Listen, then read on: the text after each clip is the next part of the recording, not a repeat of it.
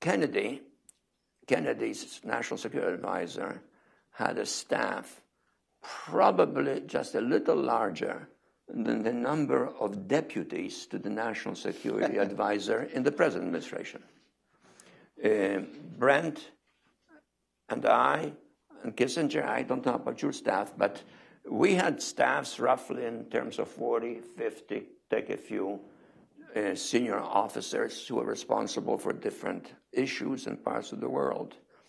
And today, the staff, the NSC staff writ large, is well over 300 people.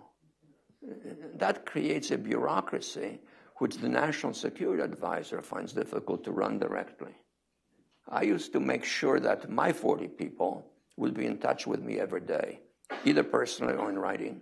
So when I would go home, while in the limo, I would read the daily report, which I required every one of them would write, indicating what they did, who they talked to, what problems they confront, raising issues with me that they think are important and perhaps of presidential significance.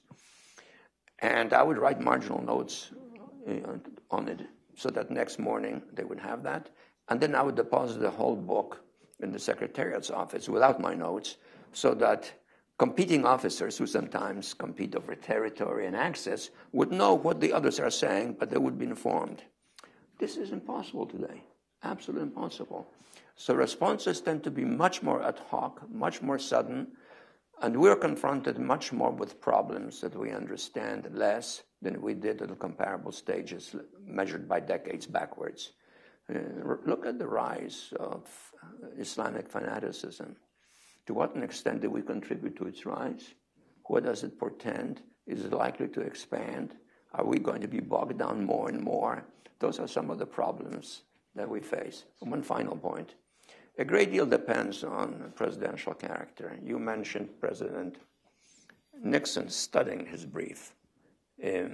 I had some occasional briefings that I had to give to President Reagan because one of the chiefs of staff thought that I was a competent briefer and it would be simplistic and it would be easier to deal with Reagan. I had the sense that he didn't read very much at all, but he had good instinct. I think that makes a lot of difference. President Obama, I have the sense, is extremely well informed. But I also have the feeling that when he meets with his top-level advisors, he tends to lay out his vision in some detail and at some length. And that already automatically predetermines the flow of the subsequent discussion with his subordinates.